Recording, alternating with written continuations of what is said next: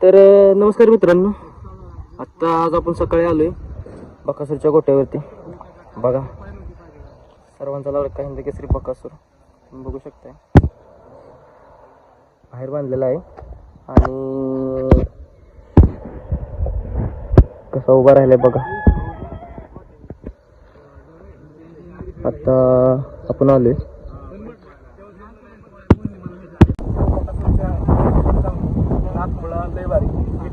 चॅनलला सबस्क्राईब करा, लाईक करा. हा चॅनल असाच मोठा होत जाऊ देवाच्या आशीर्वादाने. तर मित्रांनो, आपल्याला आता मिळालेल्या माहितीनुसार लोक आलेले आहेत आणि असं बोलतायत की जे मामा वैभव मामा मोबाईल शेट वगैरे जे मुंबईला गेले होते रात्री, तर ते जाऊन तिकडं बसून की बाबा देवाच्या बाजूने कौल लागेल, निकाल लागेल असं समजते आपल्याला. की हे जे पुढं जे प्रकरण आहे ते देवाच्या बाजूनेच कौल लागेल असं माहिती मिळालं आपल्याला. नमस्कार दादा, आपलं नाव सांगा ना, आपण कुठून आलाय? नमस्कार, मी सागर भंडारी, हडपसर शेवाडी इथून आलोय. बकासूरवर जे काय संकट आलं ते संकट टळले, त्याला भेट देण्यासाठी आज पडत्या काळामध्ये माझं येणं काम होतं. आज देवाची साथ भरपूर आहे आणि देव काय असतं ज्याने बघितलं त्याने जाणले. आज देव म्हणजे बकासूर. आज देवासाठी काम सोडून काम करून आलेलो आहे, कामासाठी देवासाठी आलो. मी सागर जगताप, मी सासवडवरून आलोय बकासूर देवाला भेटायला. कालचा जो किस्सा घडला तर तो कालचा जो किस्सा घडला त्यासाठी आम्ही इकडे आलो की आज त्याला अखंड महाराष्ट्रातून सगळे भेटायला येतात. आणि त्या चांगल्या काळात सगळे येतात, पण त्याच्या वाईट काळात कोणतरी आलं पाहिजे त्याच्यासाहेब, त्याचा हा गोठा वाचला पाहिजे. माझा आज सासवडला बैरं म्हणून खोंड पळतोय, तर मी ते सोडून आज इकडे बकासूरच्या गोठ्यावर आलोय. कारण कसं आहे, गोठा वाचला तर आपलं देवाचं मंदिर कोण हात लावू शकत नाही त्याला. त्यासाठी आम्ही सासवडवरून इकडे आलोय आज. नमस्कार दादा, तुम्ही कुठून आलाय? नमस्कार, माझं नाव अमेय सावंत, मी मुंबई वरळीवरून आलोय. काल जे घटना घडली होती, दोन दिवस जे आपण युट्यूबच्या माध्यमातून बघत होतो की बकासूरच्या गोट्यावर काय चालू होतं, तर त्याला खास भेट देण्यासाठी मी आज आलेलो आहे इथे. आणि देवा खरंच एक देवाचं रूपच आहे ते. आणि हे क्षणोक्षणी आम्हीच नाही तर महाराष्ट्रातल्या प्रत्येकाने ते अनुभवलेलं आहे.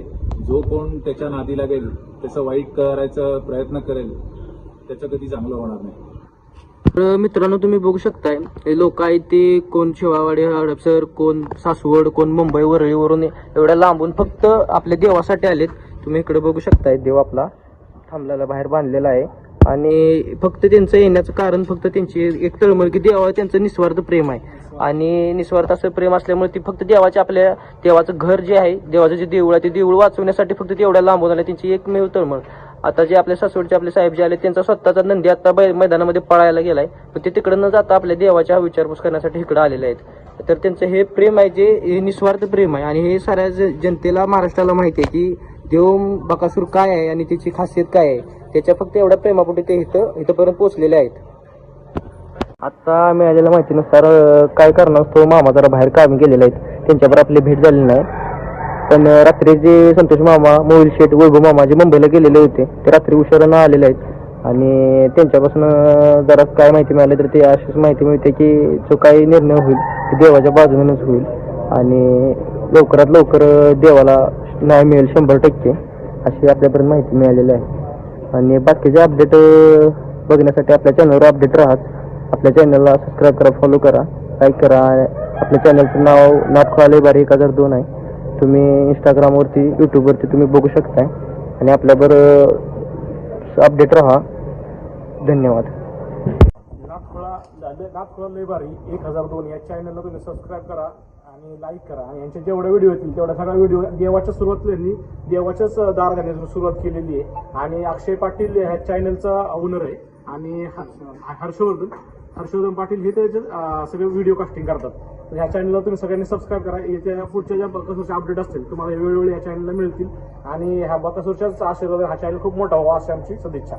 धन्यवाद दादा, तुमचं मनापासून आभारी आहे आम्ही. धन्यवाद.